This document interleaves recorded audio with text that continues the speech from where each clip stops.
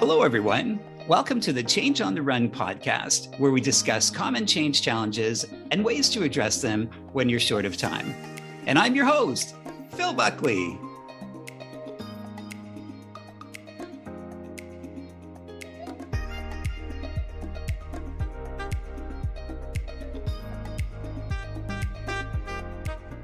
Today's topic is creating a plan B. Most change and transition plans don't go as intended because there are too many variables to predict. Variances can cause delays, extra costs, and compromise credibility, especially if you haven't thought through responses to organizational shifts. So, how do you create a plan B to avoid major disruptions from unanticipated events and to increase team agility? My guest today is David Smyth. David, welcome to the show. Thanks, Phil. Pleasure to be here today. Thanks for taking the time. And David has over 20 years of business and market development leadership experience. He is the Executive Director, North America at GPM Global, Green Project Management. David holds a BA history from Carleton University. David, what's been your experience with creating Plan Bs?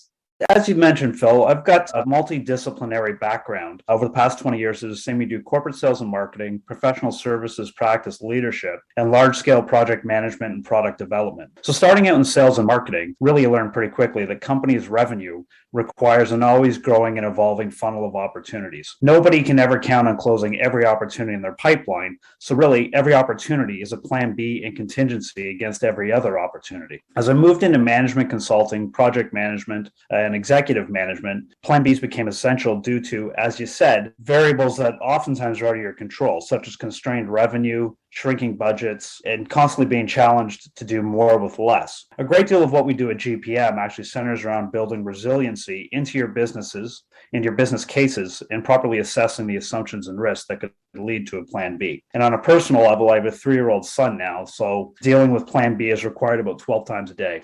I can imagine. What a great training ground for business transition plans and plan Bs. It really is. It's been an eye-opener for sure. And you raised so many great points. And what fascinates me about your experience is you talked about sales and marketing, which is so strong in your career, and then also the project management overlay.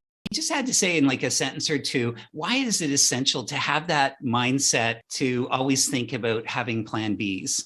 It's interesting. One of my favorite quotes, just in general, but it especially took it to heart as I moved into the management consulting. Harold Wilson, who was a 2-time prime minister in the UK, he had a great line. I'm an optimist, but I'm an optimist who carries a raincoat. The idea being, every time you start a new project, every time you start a new sales pipeline, you're convinced this is going to go as well as ever. It's going to be the best we've ever had. We're not going to run into any cost overruns. Our scope's not going to change. Everything's going to be great. We're going to be able to manage anything.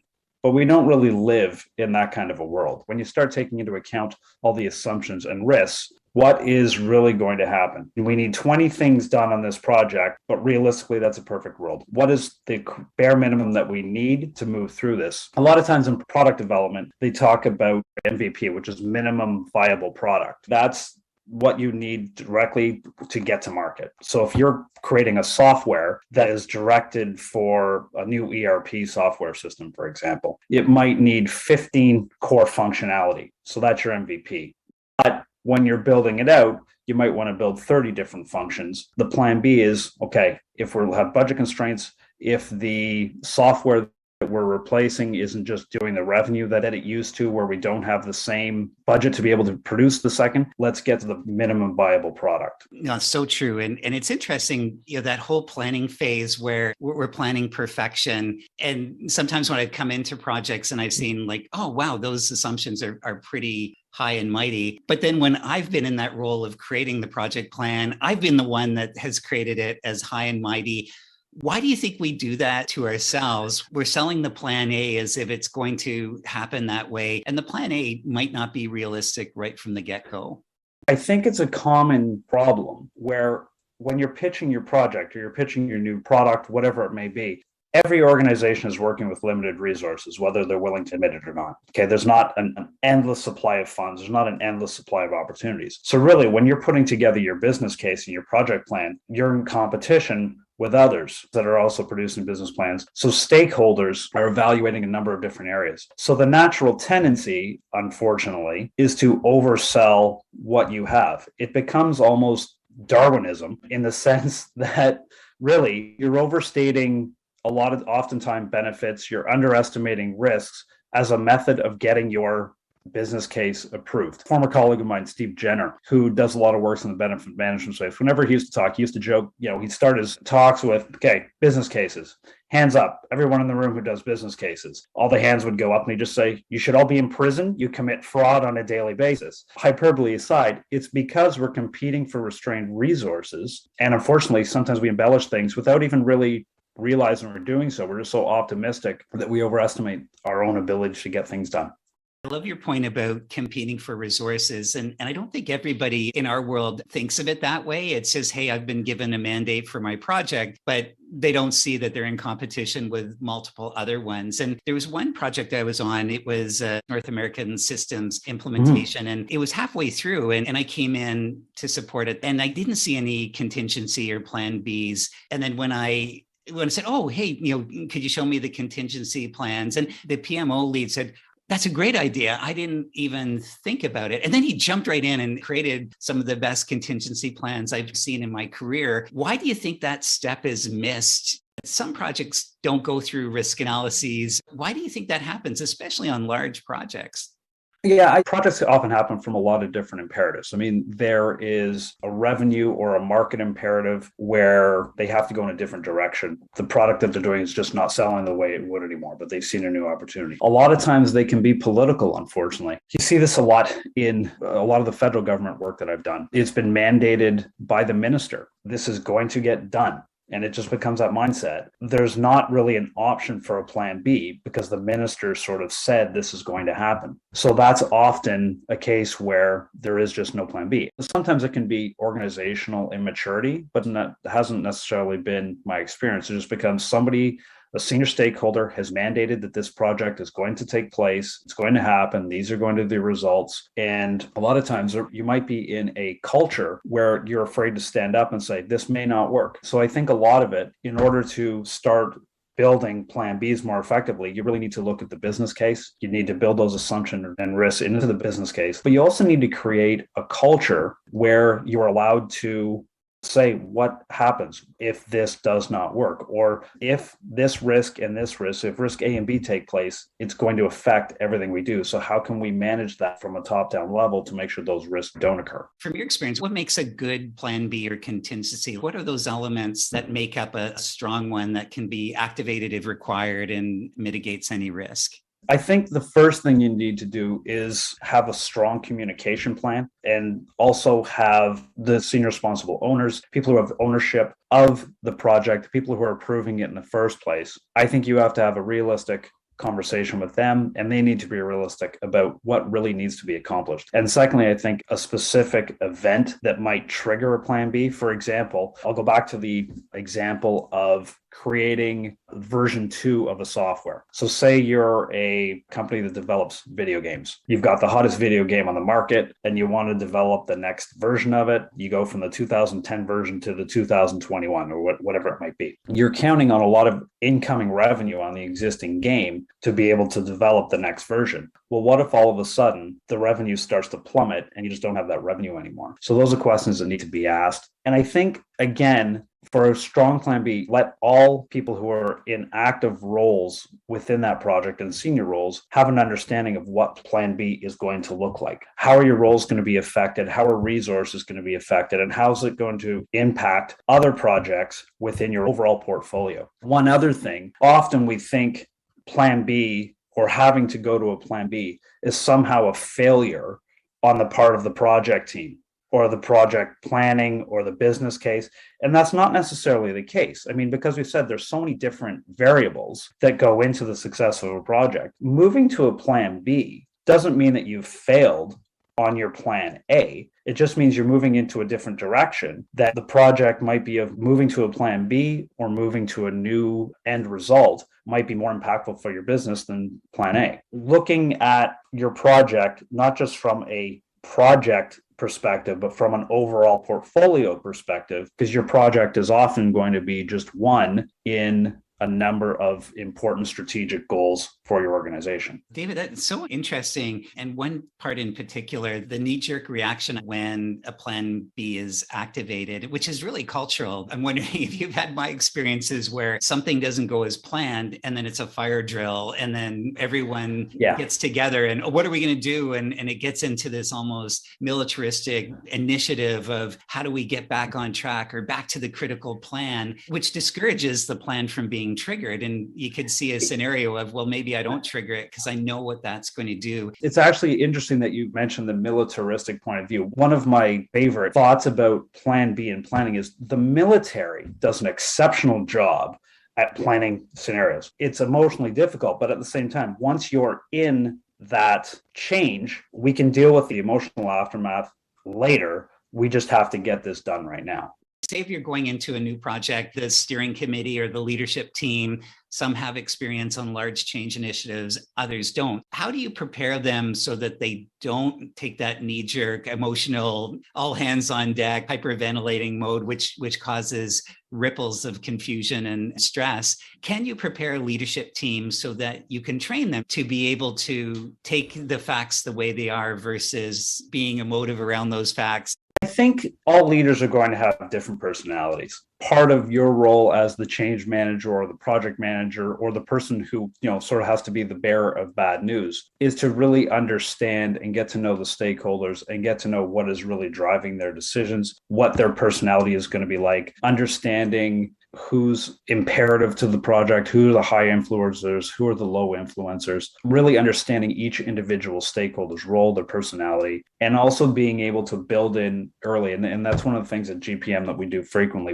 We place so much emphasis on the business case in early stage planning so that if you're building in proper risks and assumptions, doing that properly, and you're doing it thoroughly, and engaging with the stakeholders to really have them engaged and active in that process, then potential needs for plan B or things going wrong should have been detailed. Donald Rumsfeld as well, like knowing about unknown knowns. There are things that are going to go wrong, and then there are things that might go wrong. It's really preparing them for that and saying, okay, as we said, the video game example, if we don't have enough revenue to get all the extra functionality we need, what is really our minimum viable product? What gets this product out the door? Could you do that for change plans as well? Could you have that minimal viable plan where there is that expectation, as you mentioned, of this is our first guess, we're going to test and learn, we highly anticipate that it will change, and create that as almost a project culture, or is that a bridge too far? It all comes down to culture. Peter Drucker said, culture eats strategy for breakfast. So if you're creating a culture of change throughout the organization, as opposed to just on your specific project, then you're creating resiliency and you're creating awareness throughout your organization. But I think if you really put an emphasis on organizational training, organizational development, understanding, for example, staff turnover is such a large risk whenever you're working on large long-term projects. We'll bring HR in so you can help better understand why employees are leaving, and a better way to maintain your employees, especially during COVID. Could be work from home as we transition to what's the future going to look like over the next little while. And that's just one example where you're bringing an organization such as HR that you don't always think of as being part of a project. But if you think of more than just your own project silo or your own change silo and bringing in the entire organization, then you are capable of creating that organizational awareness and change. Absolutely. And you mentioned the importance of training and how that works. One of the best flights I ever had with someone sitting beside me was the head of security for London, England, the city proper, as well as the 2012 Summer Olympics. And so he was also, is amazing, an incredibly generous gentleman. And what he said is he had high level of confidence. And you can imagine with everything that could go wrong with the Olympics, he was extremely confident in their ability to react to anything. And what he attributed it to solely was the training of his teams on all of these scenarios. He said, I know, Phil, that if anything goes wrong, we've considered it and we've trained it time and time and time again. How do you take the time to train people about a contingency plan or a plan B so that people do know what to do if it happens?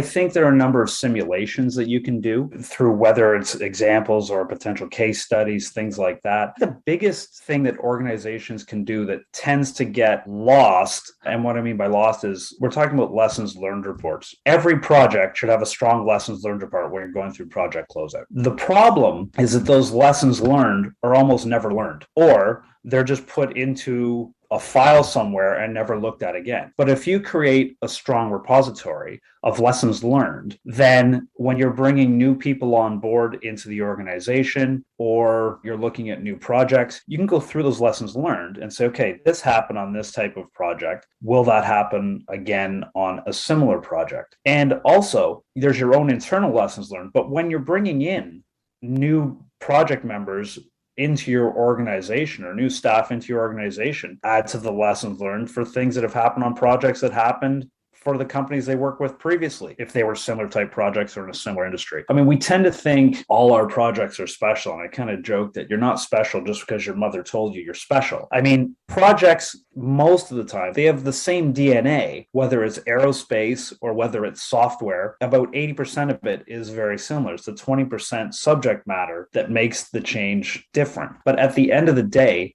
projects tend to be projects. Each project has its own unique characteristics. But again, if you do your planning, if you take your risks, if you incorporate the entire project team, likely there's enough experience on that team to deal with unique problems that will happen on your specific project. We talked a lot about what makes a good plan B or a contingency plan. Have you ever seen a contingency plan fail? And if so, could you share what you think happened? Sure. Previous to my current role, I was working with APMG, which was a large accreditation training and consulting provider. And I worked with a number of partners over the years to try to get them to move online with their corporate training delivery to their clients. And a number of them just would not move to online delivery. And my argument was, if you're going to be in business in 15, 20 years, as millennials and Gen Z move into the prime of their adult learning and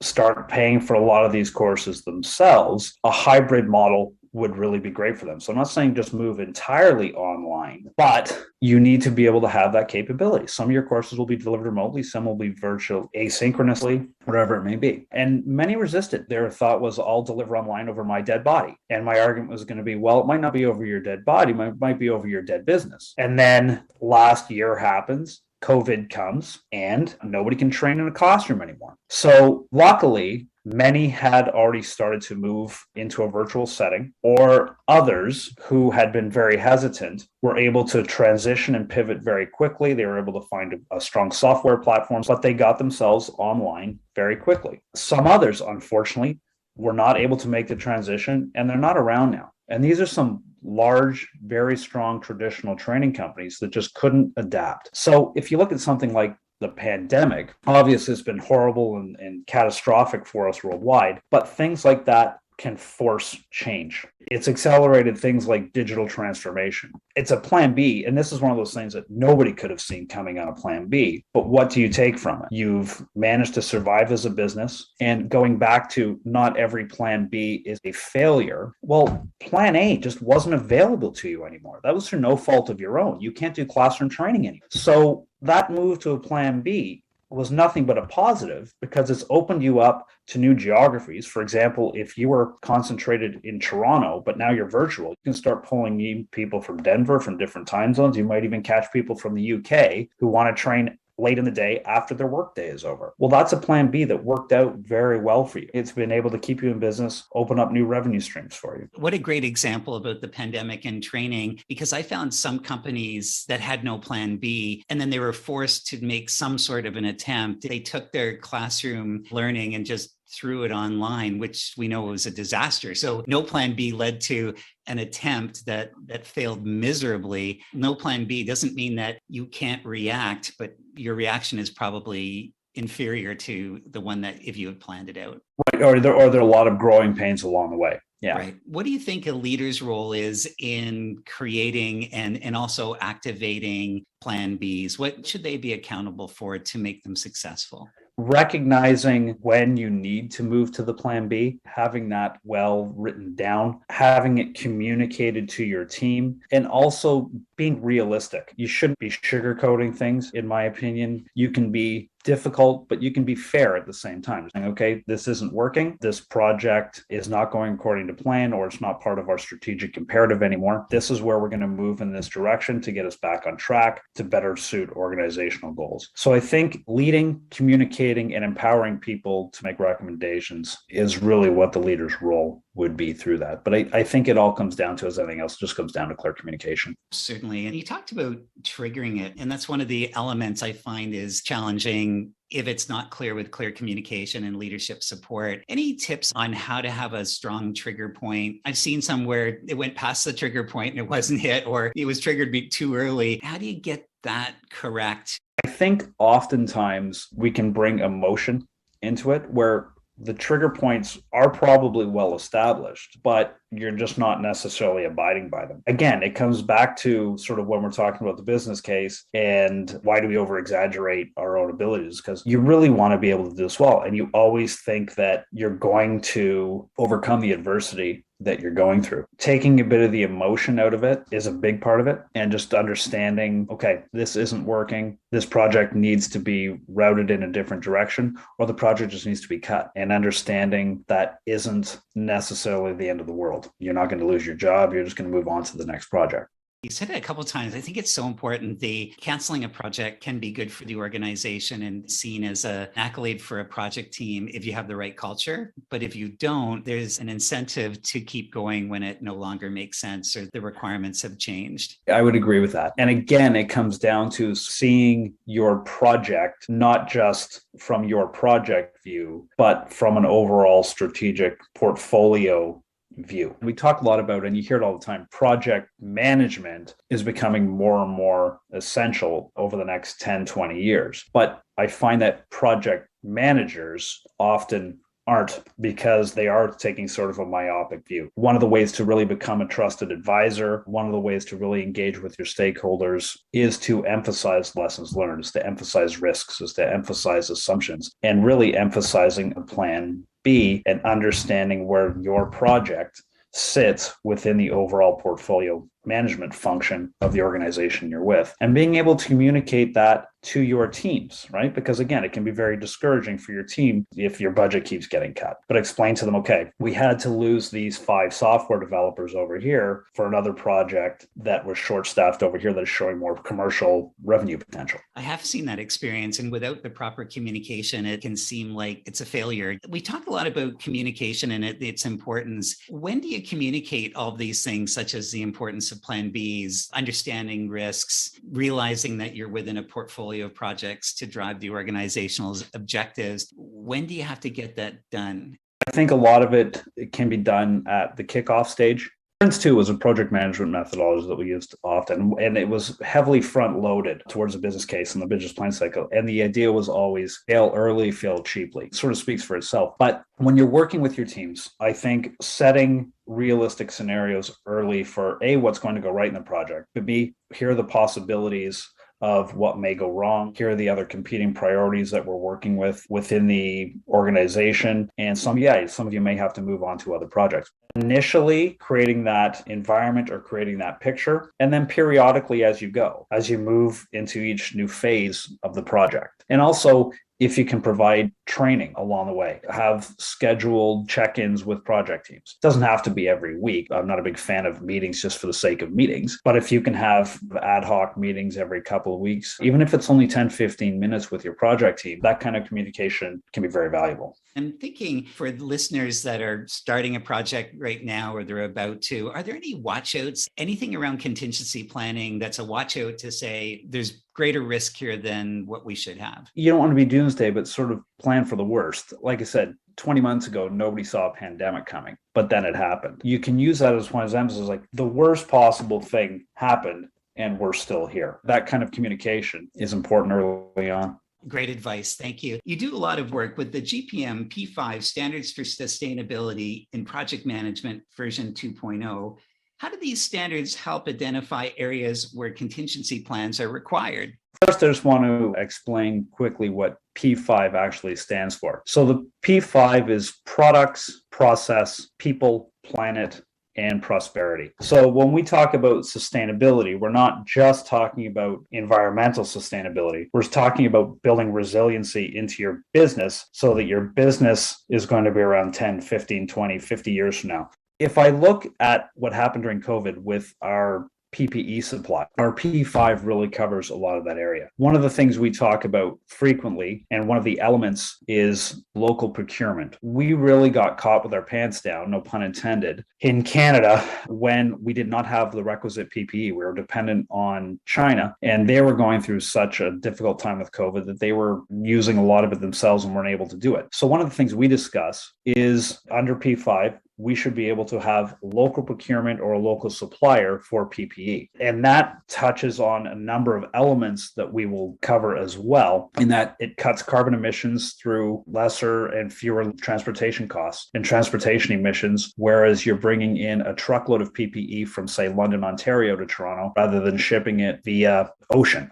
There's a number of different elements. I would encourage anybody who's interested to download the P5 standard, again, because it's looking at not just the environment, but people, planet, profit as well. Thanks, David. I did download the standard, and it's a really well-written document. We'll put a connection to your site so that people download directly from podcasts. And in the spirit of change on the run, if you only had time to do one action to create a plan B, let's say you came in late or the agenda was going so quickly, what's the one thing that you would do to give you the 80% results in 20% of the time?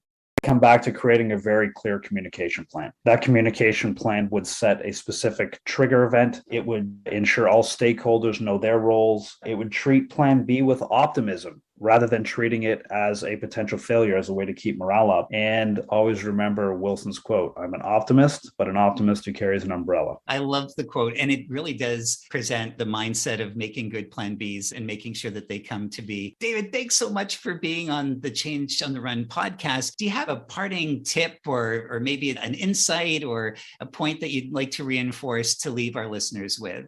Life changes every day, work changes every day. And yeah, it can be difficult, but as we've all shown, we're far more resilient than any of us ever realized. And we're all still standing. Our businesses are still running. We've pivoted. We've found new ways to do things. And it really isn't as scary as we might have thought it was 2 years ago. So true. Thank you so much. And how can listeners get in contact with you? Yeah, they can get in touch with me via email at david.smyth@greenprojectmanagement.org. That's Smyth, SMYTH. Or they can reach me on my LinkedIn profile. And my cell phone number is 647-980-5234. This has been great, Phil. Really appreciated it. David, thanks so much for being on the show. Thanks for taking the time. So many great tips to share. And thank you for listening. And if you're interested in further episodes as great as this one, I highly recommend that you hit subscribe. And every 2 weeks, you get a new episode coming into your inbox. And until the next time, I wish you all the best as you continue to lead change.